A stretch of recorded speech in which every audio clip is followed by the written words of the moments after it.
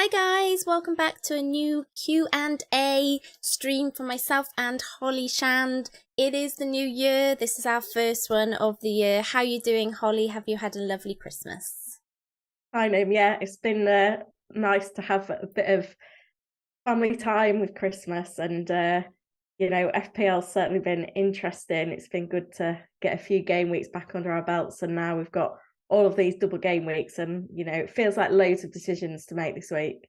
Yeah, there's a lot for us to get our heads around, isn't there? Like there's so many things that are still yet to be decided potentially this week. I mean, do you think we'll hear about some more of the doubles this week?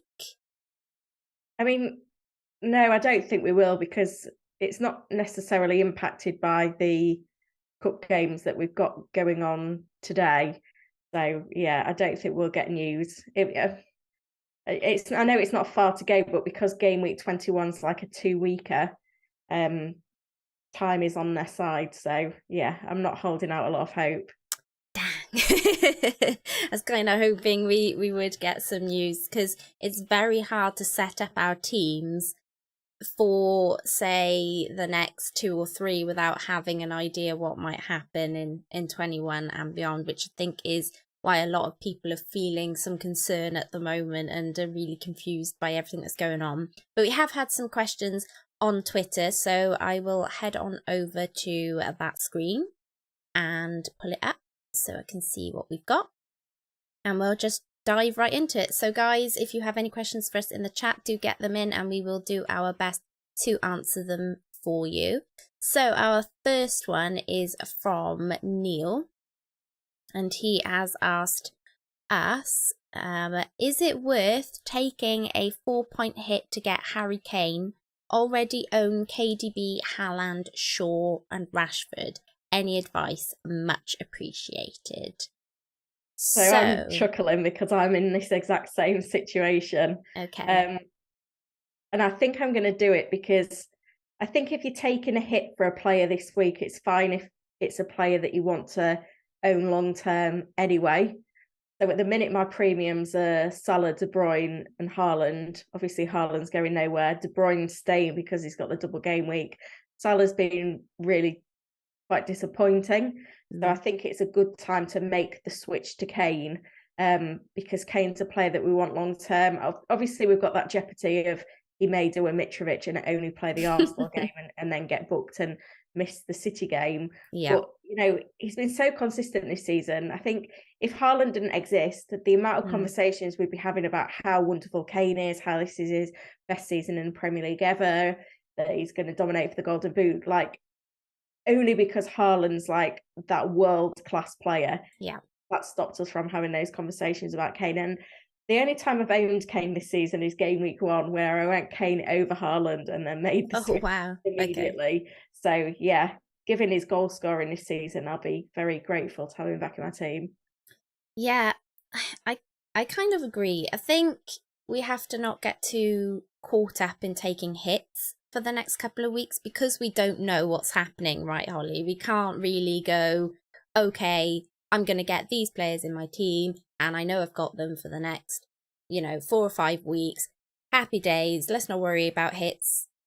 Like, we know what we're doing. But the problem is we have no idea what's going to happen over the next few weeks. So I think it's worth not getting too caught up in taking a hit. Now, for somebody like Harry Kane, as you say, Holly, he's been so consistent this season. I don't think you can really, think of a hit for Harry as a bad thing necessarily. As you say, there is that risk, though, that he may get the yellow card in the Arsenal game, and that is an issue because it will be a fiery match. It usually is. But you know what? He always usually scores against us as well. So, it's it could be a Mitrovic situation 2.0 all over again. But as you say, having Harry for the rest of the season is quite nice. I think the only slight thing maybe to think about with that situation is that, will we be captaining him? Because we're pretty much going to be set and forget on Haaland, at least for the next few weeks, maybe we might take a bit of a punt on whoever doubles in game week 21, right? If City aren't doubling, which we don't, they won't be because they're doubling in game week 22. So I think, is he worth it then? I mean, if we're saying Salah isn't worth the money and we're not going to captain him, are we saying that Kane is worth it with us not captaining him?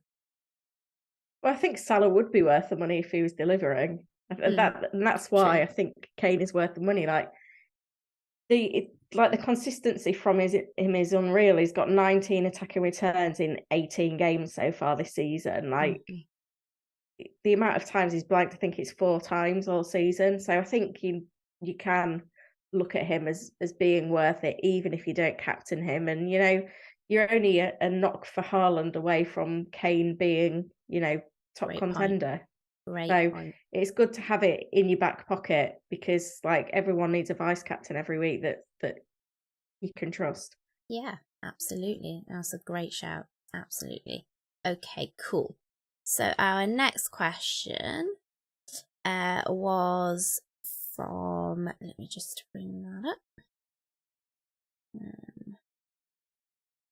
It's from FPL Addict, and he says, Mahrez or Lewis for third City spot. What to do with 3 Chelsea players, Mount, Cucurella and Kepa? So it looks like he went all in on the Chelsea double.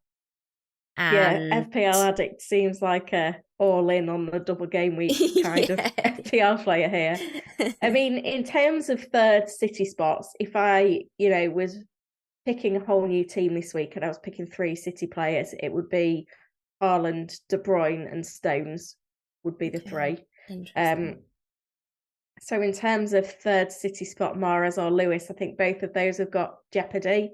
I think Kyle Walker played really well in the FA Cup at the weekend. Yeah. So he could easily get his spot back. I hope so, because I've got him in my team. I'm waiting for him to come good. Mahrez, we've been here before. You always think Mahrez is a rotation risk, but over 2 games, surely he's going to start one and play minutes in the other and play like 120 minutes. But I'm sure I've gone into a double game week before and got Mahrez with that hope, and then he hasn't started either game and has played like 13 minutes across 2 fixtures. So it does seem in favour, but it's be quite easy for Alvarez to come in on that side. I know Pep's been like fairly coy about playing players that went deep into the World Cup. That's why we haven't seen like Al Walker, for example, used too much yet. I think that's why I've not seen that much of Alvarez.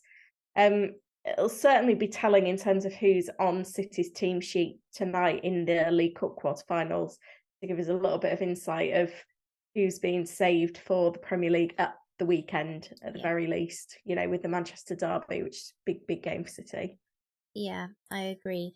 So I'm kind of in the Cancelo situation personally, and it's been so frustrating to own him. And I've also done the thing where I've had White on my bench and he's had clean sheets, and then the annoying one where I actually played White that one week where I was like, I can't stand this Cancelo situation anymore, so White's gonna play, and then he came off in the 59th minute.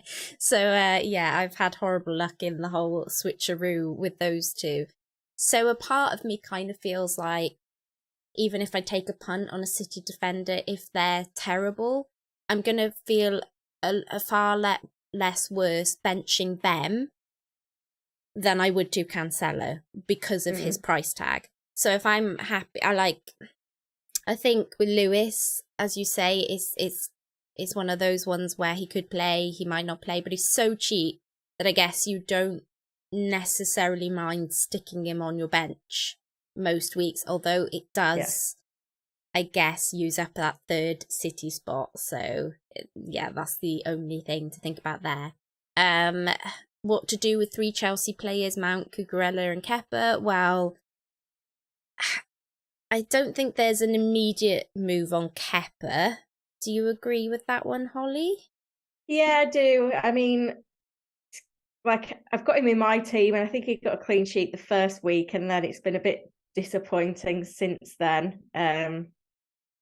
But there isn't really many goalkeepers that are dominating right now. So, I don't really like wasting a transfer on a goalkeeper. And if you've got Danny Ward as your backup, then you've got a bit of flexibility there anyway. In terms of Mount and Cucurella, I wouldn't want to be doubled up on the Chelsea defence. So I think it's easy to move on from Cucurella. I guess the problem with making defensive moves right now is there's no obvious template or go-to players in the defence. You kind of like, it's Trippier, maybe another Newcastle defender, maybe Luke Shaw, maybe a City defender, and it's a bit wishy-washy. Mount, obviously, has had his injury concerns. I think he's back, if I'm right. Yeah. He's meant to be back. Yeah. But, at that price point, there's way better options, and it's cheaper price points as well. So I think it's easy to lose Mount. I think you could easily move Mount on to maybe a bit of a punt on one of the United midfielders, for the double, if you weren't gonna, have a go at Mahrez or Grealish, I guess, for the third midfielder spot. And as you say, I think Cucurella is probably the most kind of problematic one there to see to. But I'd only be taking a hit if you think it's somebody you're going to be getting in long term, a Botman or maybe somebody from Wolves, because they've been quite good in defence, haven't they, Holly? So yeah. So cool. Okay then. So FPL Bateman says, do you see any logic behind bringing Kane in for a hit if you've defenders from City and Arsenal? We've kind of answered that one already. So I think both of us are kind of saying yes. It's so hard to predict what's going to happen in any of these fixtures, isn't it? Because, it's all top clubs essentially playing off against each other. But I think you just, have to embrace it. I mean, Kane's record in the North London derby is exemplary. It is. I think he scored a brace away at City last season. I think Spurs won home and away against City last season, and he got a brace in the away fixture. So, you can't bet against him. No, if he plays it. If he plays. I love this Twitter handle, Rocket J Swirl. Is the uncertainty around minutes for City mids enough to avoid all but KDB? Yeah, I think so, because, you've got that risk with all of them, and you don't need to just choose another City mid for the sake of it. And I think this is where it comes in about, only bringing players in that you want in the long term. Like if you bring a Mahrez in, are you still going to be holding him in 3-4 weeks' time?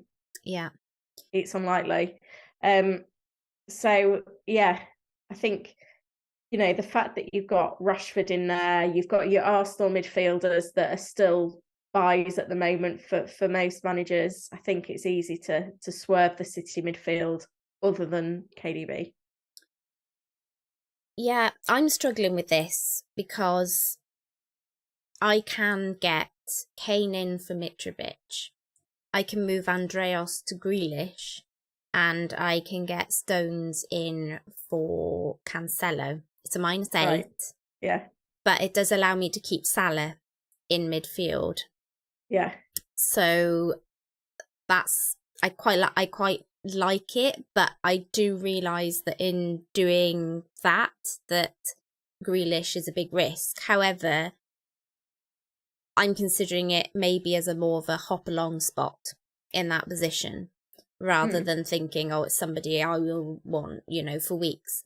But I do see the point in that it come game week 22, potentially I'd want, a City midfielder back again. So it's tough because my easy route to KDB is Salah, and I'm struggling to lose him because I do feel like Gakpo is going to make a big difference now in this Liverpool team, and I do feel like it really is going to bring something, especially, I mean, we can't go on the cup really for too much information on how much of an impact he's going to have because it was his first game. But once they start to click, I think it's going to be quite scary, seeing Darwin and Salah and not really having either of them in our teams. And I mean, I think it's more likely that Darwin's dropped, Salah moves central, which is what we'll like to see, and Gakpo comes on the wing. yeah, Because we saw how prolific Salah was in that little period in like October where he was central. And that's not happened again since. It's all been Darwin through the middle and Salah on the wing again. And, it's not been working that great for Liverpool. I mean, they've had plenty of chances there. XG is great, but in terms of actual goals, it's not happened. Like, I don't know how long Klopp can persevere with Darwin in the league. I know he got his goal in the cup, but yeah. Well, it's that uncertainty that means I don't want Salah right now. And as soon as we see Salah being the Salah we know, I'm happy to get him back in again. That is a great point. It is a especially great when point. you've got because you've not got KDB, have you? No. Yeah, but then it's like if I lose Salah, then at some point down the line I can change De Bruyne into Salah if I felt like I needed to, or go back from Kane to Salah. Yeah. No, that is a great point. I guess FPL Winning's question here is kind of a little bit on this as well, and he's saying Darwin versus Kane. He does also good say who's the best Man City defender, which we've kind of touched upon. But Darwin versus Kane, do you feel it's an easy spot to go straight from Darwin to Kane? Because of course that is another option of mine. I could just take the very simple -4 of selling Salah and Darwin and getting Kane and KDB for the double. Yeah, so I'd make that move instantly, Darwin to Kane. I mean, Darwin's just a massive underperformer, and there's only so many chances you can give him before you reach the conclusion that he's going to get a lot of chances, but it's going to be very rare that he scores. Yeah. Guys, there are 40 people watching. If you're enjoying them, please do like the stream and do subscribe and join the Nim fam. That would be amazing. Thank you so much. I am a little bit less, I guess, inclined to just give Darwin up, because I do feel like he is going to come good at some point. But yeah, I'm kind of, I feel like I should be kind of taking on board what you're saying and just kind of, just jump and do it rather than do it and don't look back. Do it, don't look back. And then I'll do it and he'll score a hat trick and I'll be like, no, why did I do it? Why did I do it? Okay. Eraser 2004. I've brought their team up on the screen. It says, morning Nim, I did Cancelo, Andreas and Mitro out for Stones, Rashford and Martial. Still debating whether to start Almiron or Martinelli. So at the moment, wow, this looks like chocker with doubles. Holly, I don't know if you can see. You got it, cool. Yeah. Okay, so what are we thinking? Does he start Almiron over Martinelli? I think obviously it's got to be one of Saka, Martinelli, or Almiron that drops to the bench, just because the other four attackers all have a double game week, unless you bench Martial. But I'm guessing Dina's probably brought Martial in for a hit. Not going to want to do that. No.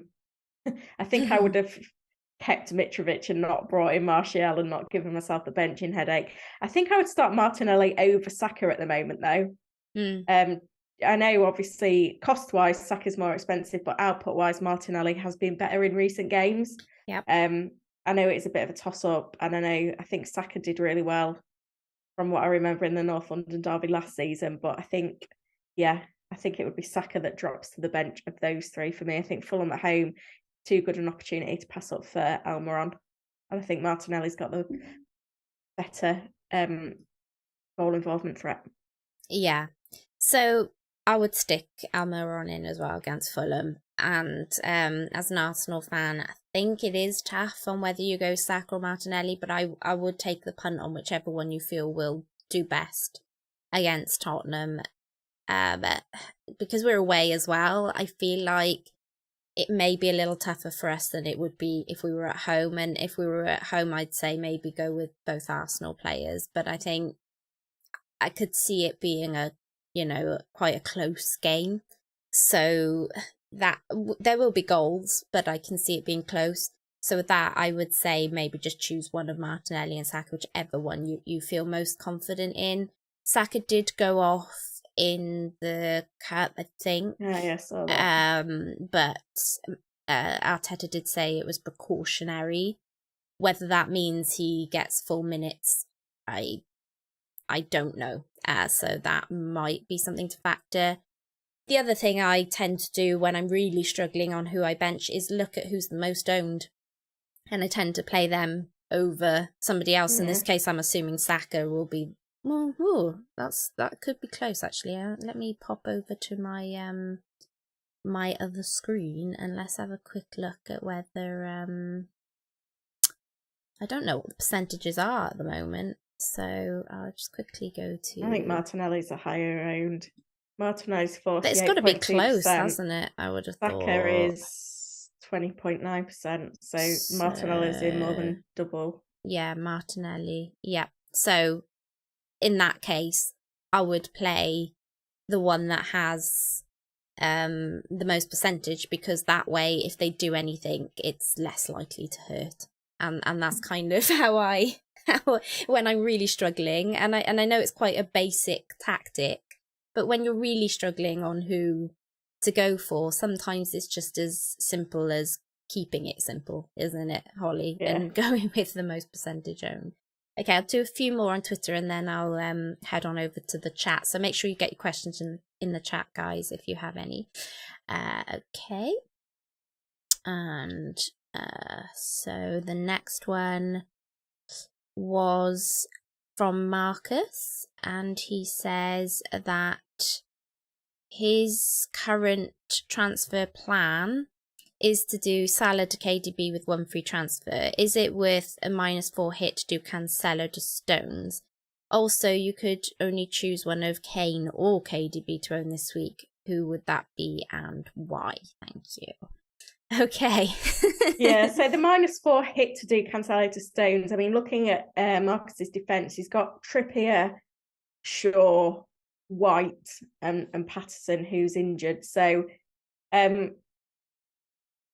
like, if he's playing a 3-4-3 each week, he is quite, well equipped in defence already.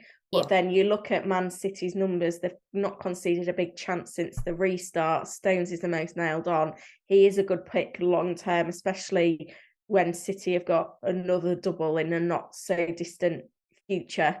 Yeah. So I think that's okay. I think in terms of Kane or KDB, which to want to own this week, KDB is guaranteed 180 minutes. Kane isn't because of the booking. I think if it wasn't for the yellow card situation, I'd say Kane, but because of that, I think you have to say De Bruyne. But with that, you also need to bear in mind which one is easier to get to in your squad. So in Marcus's case, he had Salah, and using 1 free transfer to get to De Bruyne rather than 2 transfers to get to Kane would have been a factor in there. Yeah, I think I've answered his questions there. Yeah, I agree. I think unless he's got a pot in the bank, then the straight swap from Salah to KDB looks probably optimal, I would say, bearing in mind as well that City double in 22, whereas Kane, as we know, or only know at the moment, only doubles in the next game week. So, you're hoping you're getting 5 fixtures out of KDB as opposed to potentially 3 to 4 with Kane. So, I would probably with that one. And the -4 hit to do Cancelo Stones is definitely on my mind, because we just don't know what he's going to do. Cancelo, you know what? I just have this horrible feeling we'll all jump off of him for the double, and he'll end up playing in both of them, because Pep is just Pep, isn't he? And he loves to troll, and you could just imagine it. But I think the problem is we can't keep holding on to somebody like Cancelo at that price in the hope that it happens. We have to move off, and if Cancelo becomes an option again and we suddenly really need him back again, then we'll just maybe have an idea of how we can get him back again easily is probably what I would say there. Cool. Okay. Next one is from Gendre, I think that's how I'm pronouncing it. And he says, is it worth letting Foden go to bring in a Man City defender ahead of the double game week, or should I just stick with Foden? I don't think we need to rush to get a Man City defender in.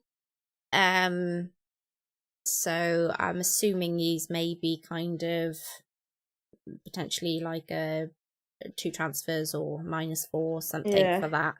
The clean sheet potential isn't great, is it? And if you've got Foden already, I think you just roll the dice and hope for the best. Yeah, you'd think he'd get some minutes, right? Yeah, I think with the exception of Cancelo, who seems really, really out of favour, particularly if starts in the League Cup tonight. Aside from him, I think if you've got any City players, you just stick with them and hope. Yeah. Although, I mean, a fair few of us have been on the back end of that Foden situation. It's not been fun, so I can understand him potentially wanting to get rid. But I would be getting rid for somebody else who you think might play, as opposed to potentially moving it into defence. That's just me. I think I'd even rather take a punt on maybe Anthony from, United than potentially moving my money into City defence. But if you're going to do that, then you may as well, I guess, stick with Foden. Okay, Mayo says Salah to KDB, Mount to Foden, / Fernandez, Havertz to Kane or Mbeumo. So it's a little bit of a different one here. We've got a question for a single game week player. I think maybe myself, and so he says I do need help for this double game week 20. I'm assuming these are for hits, right? So Salah to KDB I think is a little bit tougher, but I can absolutely see why people would do it, and I think Holly would probably agree with that. Yeah. Mount to Foden or Fernandez.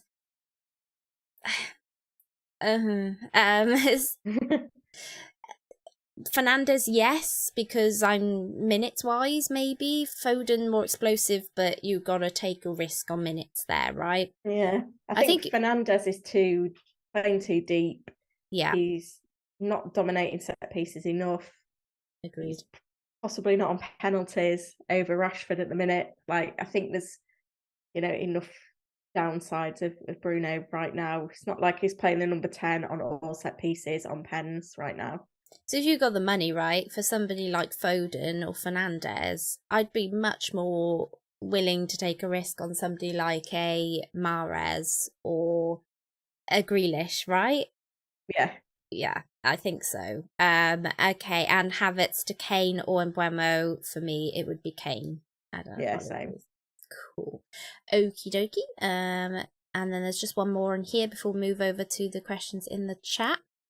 And it is from Hadeth, and he says, good morning, Nim. I'm asking about Kulu injured and his situation. My transfers will be Kulu and Perud to Mahrez and Doherty, Almiron to the bench, Mahrez captain. Okay. So, Holly, I believe I've heard this week that Kulusevski is in training.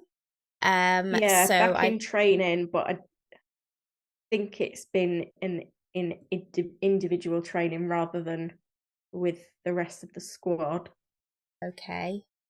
So that's worth bearing in mind. But you'd like to think maybe then that, just bearing that in mind, that maybe he plays at least one of those matches, right?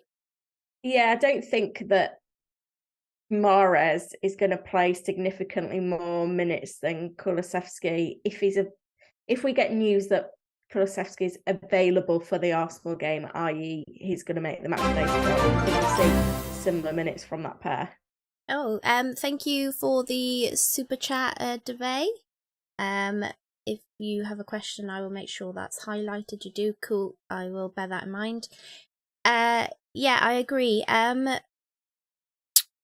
Creswell, I think, is probably the move in this team. Do you agree, Holly? He doesn't have KDB, right? So he could do Salah to KDB here and keep Kulu in the hope that he plays some of those matches, and then you still have the City midfielder, right? Yeah, I mean, I think the move for Doherty is a good one because he's obviously started all the games since the restart. He's looked quite attacking. Obviously he got his goal last time. Clean sheet potential, not so great, but you're kind of buying him for his attacking qualities anyway. Yeah. Thank you, Stephen, for joining the Nim fan. Yeah. So, okay. So, yeah, for me, I think if you're gonna do two moves, my moves would probably be Salah to KDB, and then I'd take a punt on Creswell to somebody personally. If you're gonna stick with Cancelo, I would see you have White, so I don't know whether I'd rather. Okay, this is what I'm gonna say. What I'd potentially advocate more here would be moving Karud on to say a Boltman and playing him. If you want to take a -4, maybe that's what I'd do. Or even a Wolves defender. I also love how brave you are playing Ward over Kepa there this week. It is one to think about, though. It's not necessarily a done deal. Let's see how Kepa does on tomorrow's game. Yeah, definitely. Okay, cool. Right, I'm going to head on over to the two-person screen, and I'm going to go to the chat. So this is my team. For anyone wondering, you can check out what my plans are for the team selection in my team selection video. Okay, cool. Right, just scrolling up to catch up on you guys.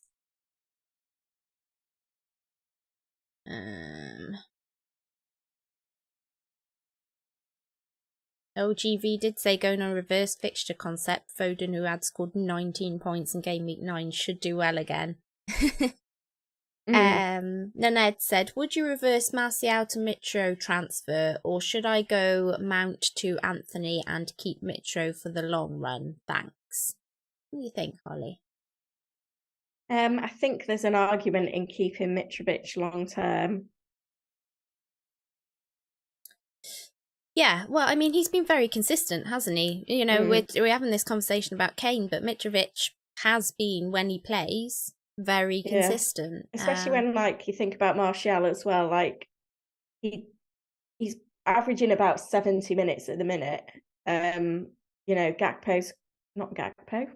Weghorst is completely different caliber player. Weghorst is coming in, so you know Martial may not be first choice. I don't think Martial is a good long-term player, so I wouldn't lose Mitrovic to get Martial back.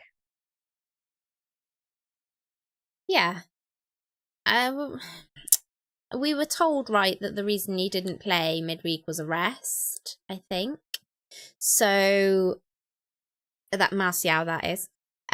So you'd like to think that he would play the next two, but I quite like the Mount to Anthony, personally. I really think Anthony could be a sneaky differential this double game week, so I quite like that one, personally. And I think there will be opportunities down the line where you might think, oh, I'd quite like Nketiah maybe for Mitrovic. You know, there's other options that could potentially arise from that Mitrovic spot if you keep him. So, welcome, Focus. He is a really cool guy. Go check out his channel, guys. Lobby says Wildcard active. I've seen a few wildcards floating about this week. I'm not I mean, that convinced. For me, I would rather take, and it sounds madness, but I would rather take a -12 at this point, I think, than use my wildcard, because I just feel like my wildcard is so much more beneficial further down the line when I know what the situation is going to be. Yeah, we're not even halfway through the season yet. Yeah. We've been quite lucky with wildcards this season because we had one to use in the first kind of 16 game weeks. Then we had the unlimited transfers, but this next wildcard has got to see through to the end of the season. We're only at game week 19, loads of doubles still to come. Like, I think, we need to be really careful about when is the time to play it. And, it's so powerful when used with the bench boost chip in, consecutive game weeks that, you've got to bear that in mind. Absolutely. Okay, so Devay with the super chat says Salah plus Darwin plus Foden to KDB, Kane and Martinelli. I like that. I mean, obviously it's a -4 and it means selling Foden. Yeah. Whether he can afford to do Salah and Darwin to KDB and Kane, I'm guessing probably not. I think the Foden to Martinelli is a move that could definitely backfire this week because Martinelli's got a tricky fixture. Foden's got the double that, he could get some minutes for. That'd be my only concern, I think, in there.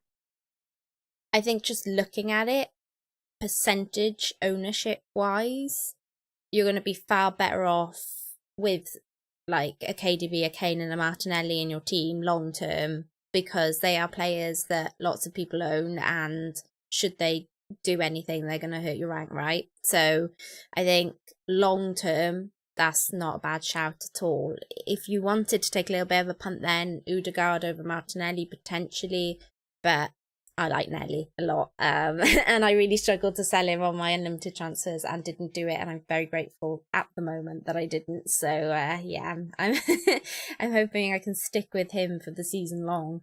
As an Arsenal fan, though, Nim, in terms of like a triple up, if you was to triple up right now, you could buy anyone. Where would you go? What three would you get? I'd get Odegaard, Martinelli, and I'd probably stick with White because I don't really feel like Gabriel and the other defenders are really offering much in attack.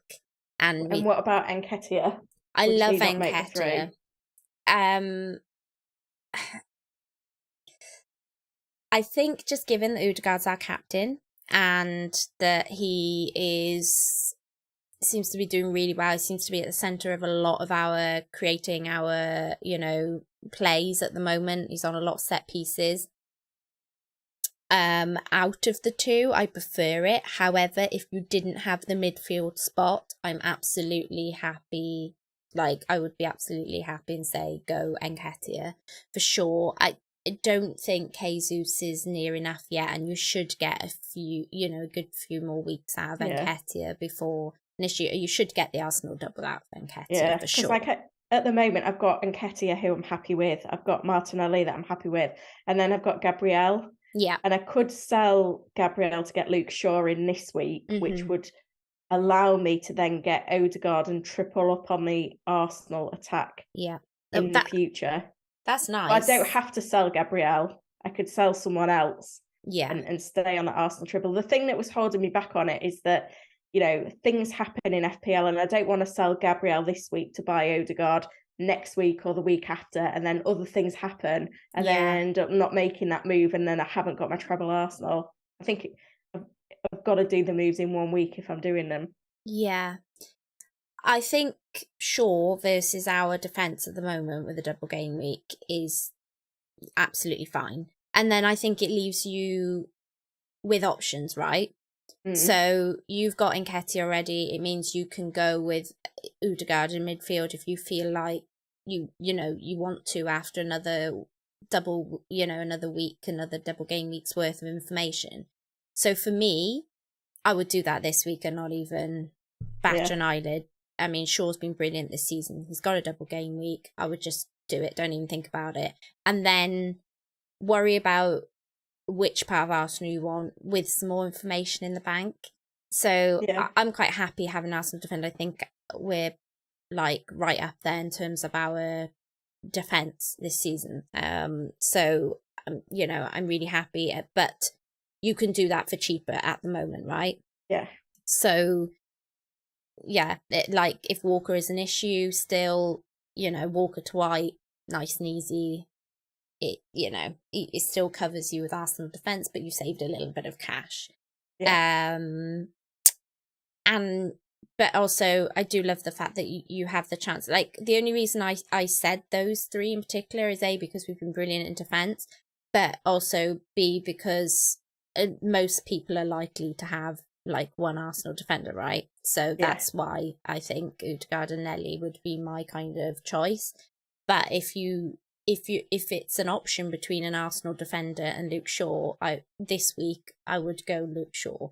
And because also they may still get the other double, right, United. And so you're just getting so many more fixtures potentially than what you're getting out of Arsenal. And then it gives you an option to have another look and see what you think. I mean, yeah, you may decide to go back to Gabriel, but it doesn't matter if you've got, say, 5 game weeks worth out of Luke Shaw in 2 game weeks time, right? So yeah. Hopefully. Cool. Okay. No worry. Noisy Boy says it took a -12 to get KDB, Stones, Kane and Almiron. Thoughts? Too late now, you made a move. Yeah, I was going to say. But yeah, no, all of those players are good ones to own long term. So yeah. Yeah, absolutely. Hopefully it pays off for you. I remember, was it 2 seasons ago when City had a double game week and I had like no City defenders and I brought in 2 City defenders for a -12, and I think then they kept like 4 clean sheets in the next 4 games and it easily paid back. So, you know, sometimes when it's a long-term move anyway, the hit doesn't matter. Like if KDB gets an attacking return or Stones keeps a clean sheet in both games, for example, like that hit's repaying itself. Yeah. There's a little bit of me actually that wants to take the extra hit and maybe switch out Cancelo for a Botman or a Bueno and get Edison in for Kepa. Just know that I can just go, right, Edison's set for get nailed, happy days, City defender. I've been there with Edison before though, and it like, yeah, you were quite stern on him last season, weren't you? Yeah, it doesn't always end in tears, but you know, it's not that exciting. And you know, you suddenly want 3 City attackers and you're stuck with Edison and you can't get out of it. Like, there's a reason why no one starts the season within the FPL community with Edison in goal. It's a good point. It's a good point. It's an expensive spot as well for a goalkeeper, isn't it? But I think it's a FIFA FPL player says that he's a City fan. He would keep Cancelo personally. So that's interesting. Be interesting to see what they do tonight for sure. Guys, there are 70 of you watching. Please do like and subscribe if you haven't already. And please do go check out Holly's channel as well. We both cover lots of really great FPL things, and a link is in the description below. So do go do that.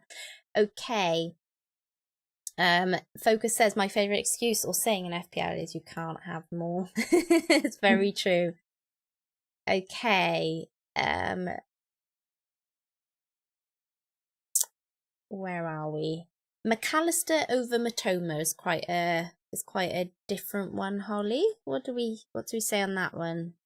I like Matoma's goal scoring. Certainly as soon as Brighton have got a double or a nice run of fixtures, then he's going to be straight in.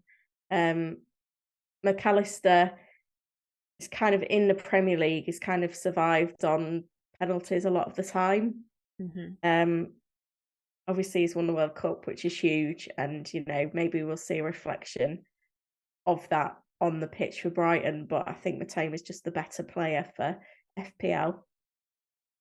Yeah, I mean, as you guys can see, Solly March is in the team of the week, which, you know, you gotta love the team of the week because there's almost always a load of randomers. but yeah, potentially somebody to think about. Welcome to Finding Glory, who's able to catch us live because she's on annual leave, so thank you.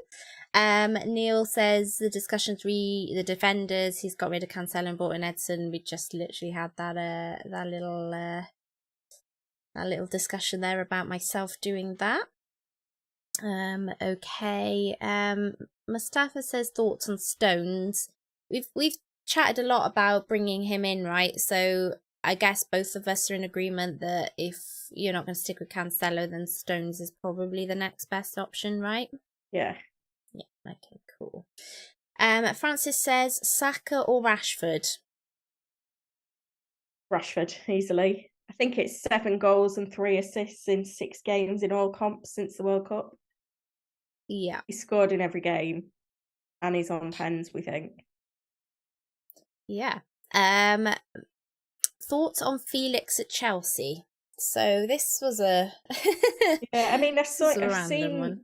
It pop up on my phone that Chelsea think they've got him registered in time to play against Fulham, which is crazy. A crazy transfer, really. Yes.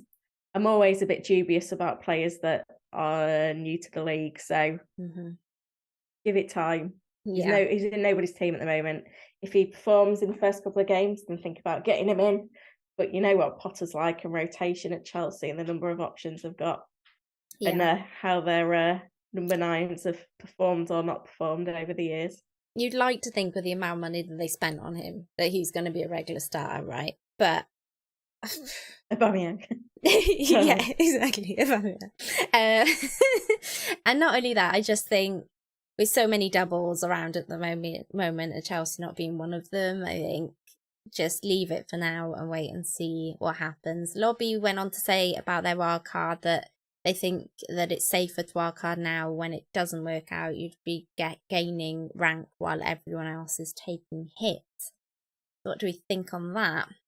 Well, it depends how many points you end up on at the end of the season, doesn't it? That's the key. That's why this is, a game that we all enjoy over months and months rather than a specific window of time. So it's all about the points at the end of the season, and I think saving the wild card will allow you more points in the long run. Yeah, I got a specific question from you here from Agaba. It says, hi Holly, any thoughts on Somerville as a differential?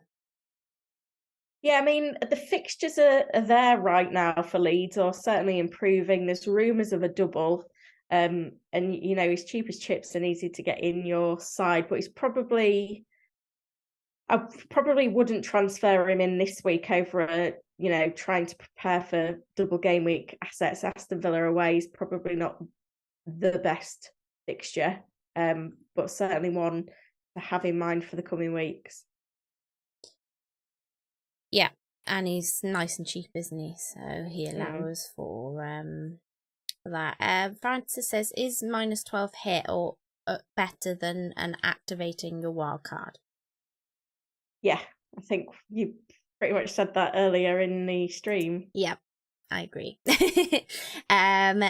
Okay, selling Rodrigo for Bernardo, Grealish or Lise worth it?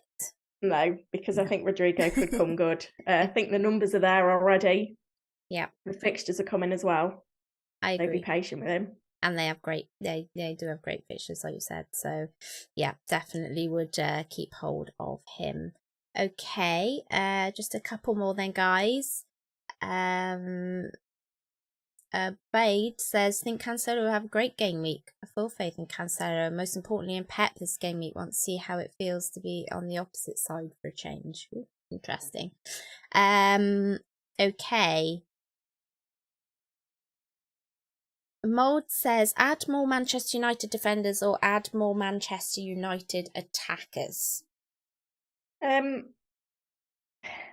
This is a tricky one. Like, obviously Shaw and Rashford are in a lot of teams. I'm personally on the fence about Martial. I don't think he's a good player for the long term. And then you look at the defence. Well, you look at the midfield, and I don't think there's any long-term options in there right now. Like, they've had 3 of their best game weeks of the season, and there isn't standouts in the midfield. The defence has performed very well. Admittedly, they've had the fixtures, but Dallow's still an injury concern. And I think De Gea, probably, if you were to double up on the defence, he'd be the way to go. Yeah. Okay. Nim and Holly from Mark. Do you prefer 5 mids or 3 forwards formation? I mean, up until this week, it's been the 5 mids because we've needed Andreas for this double game week. But beyond that, I don't know. But I think a lot of us are going to end up in a situation where we've got a really strong 8, and we're going to have benching dilemmas every week, because right now, I guess Kane and Haaland seem like the premiums to own, and only having 2 premiums, and the amount of cheap options like Rashford, who started the season at 6.5, gives you so much more flexibility with the funds. So yeah, I can't really commit there, I guess. I mean, it's like the enablers you've got Matoma and you've got Ferguson, both at Brighton, that could be great as your first sub. Trying to split those at the minute is interesting. Yeah. I always tend to side with the 3-4-3. But if you've got Ferguson, you can get away with the 3-5-2. Yeah. I was about to say this season, I think you can very much consider the 5 in midfield. At the moment, I have a fair amount of cash in the bank personally, where I could switch Andreas to, let me check, I'll actually have a quick look, anyone for 7.7 or below, and have Martinelli, Salah / KDB, Rashford a 7.7 or below, and Almiron in midfield.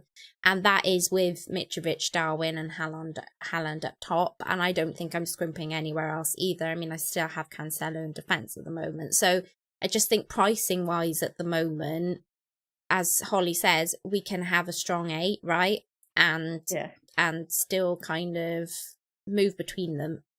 This season, I think being flexible is the best way, but it does mean that you're potentially in for a headache at some point with your benching, because somebody's going to be hauling on your bench. Okay, just want to touch on this one, Holly, then before we go. Okay. Roberto says, I've seen, Holly, that you've triple captained Haaland, and he's got lots of exclamation marks over it. So would you like to talk us through your reasoning for triple captaining Haaland this week? Yeah, well, I recorded a short earlier over on the channel, so do check that out. But basically, for me, Haaland is the best candidate for triple captain this season. He's got a double game week that he's fully fit for. The rest of the squad are fully fit for. He's kind of coming into the game week well rested. We've also got the games quite nicely spaced out. So I just think, why not? Yeah. I am on the fence. I am leaning towards not, because I am kind of hoping that he potentially gets a better opportunity further down the line. I mean, he has played midweek fixtures and still played on the weekend with Pep. So for me, I guess I'm kind of hoping that maybe he falls on one of the better ones. I'm also one of these managers that tends to try and hold my chips, or at least my second lot of chips, until the second half of the second bit of the season. And I tend to try and get as far ahead as I can without them, potentially. And then I like to almost use them as booster chips, towards the end. So, it's the sort of thing where I'm like, right, well, if I can get top 50k or whatnot by X stage, knowing I've still got my triple captain in the bank, I've still got my bench boost, blah, blah, blah, blah, then the hope is that I can get, up higher, maybe potentially be looking at a top 10k finish. So that's one of the reasons why I sometimes tend to hold on to the chips, because it maybe gives me a better idea of where I am in the race for my overall ranking. But I do like the opportunity this week, because there's lots of things that could happen where Haaland doesn't become an option further down the line, and he could get injured. There is potential that Pep may rotate with Alvarez around. There's lots of things that could happen. So, I think it's something to think about for sure for me. But kudos to you, Holly, for doing it, for sure. Okay. I'm just going to wrap it up there and say thank you so much for joining us today. We do this every Wednesday when we can, around this kind of 1 o'clock lunchtime. So please do, hit the subscribe button, hit the notification bell, and you'll know when we're going live. Please do check out Holly's channel as well. She has some great content there. Thank you all so much for joining us today. It's been brilliant, and I hope we have helped you guys out. And we will hopefully see you soon. Bye. Bye.